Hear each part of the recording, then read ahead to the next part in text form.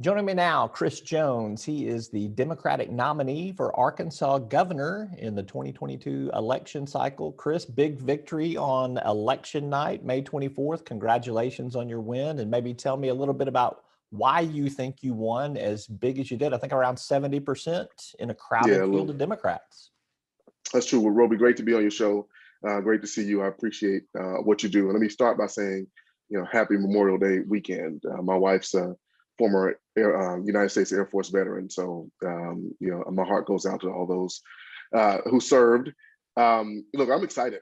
We had a big night on Tuesday.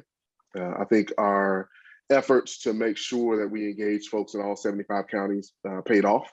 I think our efforts to make sure that we had a message that was pretty clear, that was a foundation of faith, hope, and hard work, and an agenda of spreading PB&J resonated with folks.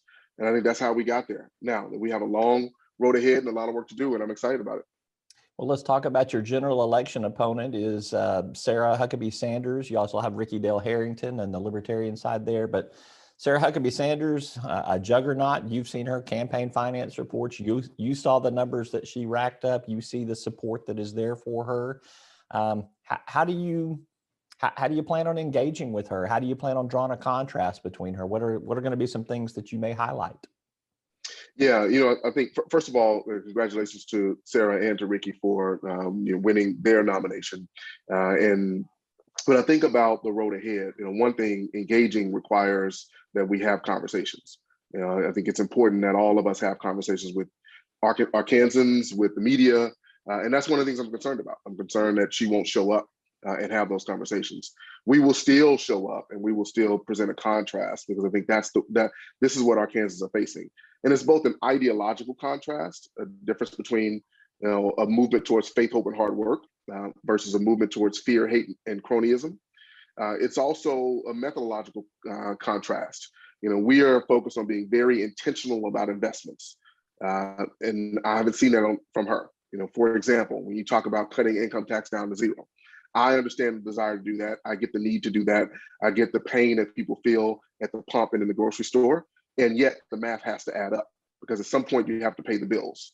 And at some point you have to make sure that you're providing services like mental health services and education services and infrastructure services. So those are things that are going to be a big contrast in this race. And our job is to go out and talk with all Arkansans. We're starting the Walk a Mile in Your Shoes tour next week, where we're going to go back out and hit all 75 counties again. Have you put a budget out yet as how you would spend some of the money that's out there, particularly the $1.5 billion budget surplus that's expected? I have not put a budget out. However, our priorities are out. Our priorities still center around PB&J, preschool, broadband, and job. And that's really education starting with pre-K. It also includes workforce training, because we have to train our workforce. It includes small business supports around education, infrastructure, which starts with broadband. We have to finish the job on broadband, and we know some of the numbers of the report that came out, but it's roads and bridges, it's levee systems, particularly for our farmers. And then there's economic development. When you look at how do we really bring jobs to places, and I've worked at the Arkansas Regional Innovation Hub. I see regional models of how you support small business and entrepreneurship that's really inclusive. These are priorities that we focus on, but I haven't put out an explicit budget. I do know that our investments must align with what we say we value. So if we really value children, and I'm deeply concerned, now with the shooting in Texas and the previous shootings we had here in Arkansas. I dropped my kids off at school today, this week, and I think about it. It's their last day of school, and they have to think in their minds about what might happen. And we have to make sure they're safe and they're getting a quality education. These are investments that we need to make. Let's talk about the Uvalde school shooting there. It was one of the subjects I did want to approach with you. If you were elected governor, what would you do to make schools safer? What are some tangible things that you would do, acknowledging that there's a lot of divisiveness on this issue when it comes to gun control and gun rights, mental health issues? Where would you start? Where would you find the common ground?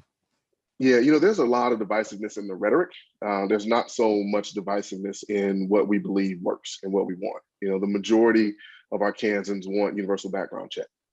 So that's something that we can do. The majority of Arkansans want us to invest in mental health services. then that's something we can do. The majority of our Kansans want to make sure that we don't allow guns to be in the hands of violent criminals or those who have records. So that's what they want to do. And the majority of the Kansans don't want guns with no serial numbers on them being passed in dark alleys.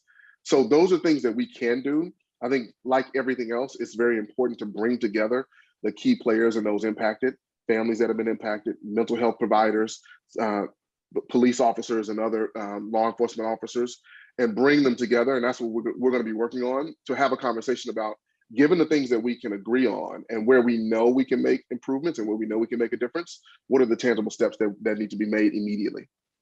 I don't have to tell you, there will be a large contingency of folks that will disagree with you on universal background checks or being able to, pass a gun from one family member to another. A lot of things that fall under what they perceive as, strong second constitutional or Second Amendment rights. Mm-hmm. Do you just disregard those voices and just say, look, the No. majority wants this and you want to do it? How do you pull those folks into the fold and have a conversation where everybody agrees, or at least a much larger majority agrees in the solutions that you can advocate? Yeah. So, first off, I never disregard any voices. I think that the majority of the voices that we hear, and I would dare I say all of them, are coming from a place that they believe is correct and right. And I think it's important for us to understand where that place is coming from. All of us want safe communities. I haven't spoken with anyone or heard anyone who says that they don't want safe communities. And I think it's important for us to bring those voices to the table. And at the same time, there are a lot of things that the majority of folks in Arkansas really agree on. And so my approach is to make sure that we make space for those voices without vilifying each other, because even just the vilification of each other is what destroys our ability to get to a solution, and then work towards the best steps to move forward. Now, we have a legislature to work with, and I'm very concerned about certain individuals in the legislature who are not honest brokers in this conversation. Now, we need honest brokers in this conversation so that we can have safe communities. I read earlier today, I read the scripture Proverbs 13:22, and it talks about parents leaving an inheritance for their children's children. And I think about that question, like, what inheritance will we leave for our children's children in the perspective of safety? What inheritance will we leave for our children's children with education and economic development? Those are things that we have to focus on, and I'm concerned about them. I suppose you're not going to name names of some of those dishonest brokers in the legislature, are you? Well, I'll come back and name them. We'll hold off for that. I don't know about that. All right. Well, you know who they are. I mean, and let's be honest. I mean, they've spoken out. I'm concerned about Sarah Sanders' rhetoric around guns. I'm concerned about her not saying, let's pause and have the moment, and let's really, be honest with each other and be willing to listen to everyone, even if they disagree.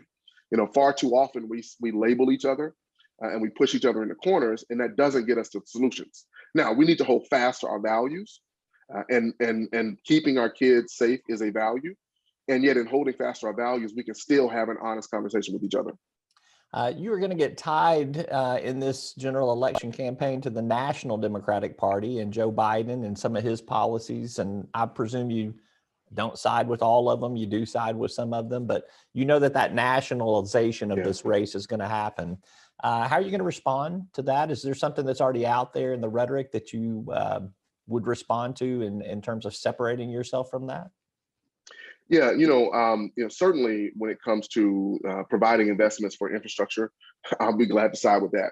Arkansas is going to get $4 billion in infrastructure money, and the next governor has to decide where that goes. And I believe that we need to focus on the Delta and South Arkansas and our most rural places. So absolutely, I'll side with that. And there are things that I think the current administration must do better. We're not doing enough right now to immediately address the issues and the pain that people feel around the increasing in inflation. I'm concerned about where our economy is going writ large. However, what would you do different as governor to change the direction of that? Yeah, I think there are two things, particularly around inflation, which is a global issue, and there's so many variables and dynamics involved in it. So I'm not saying that a governor can solve that themselves or a president. What I do believe, though, is that there are short-term fixes and addresses, that have to be short term, and then there are long-term fixes and addresses. I'll start with the long term. In the long term, we have to begin to inflation-proof our economy. And how do you do that? One, you make sure that you have high-quality education, and that education includes workforce training, particularly in the skills that don't go away: roofing, welding, HVAC, carpentry. And these are programs that I created at the Innovation Hub. Number two, in terms of long-term investment, you have to have the right infrastructure that attracts and retains individuals. And that is not only roads and bridges, hard infrastructure, but that's soft infrastructure around healthcare and the like.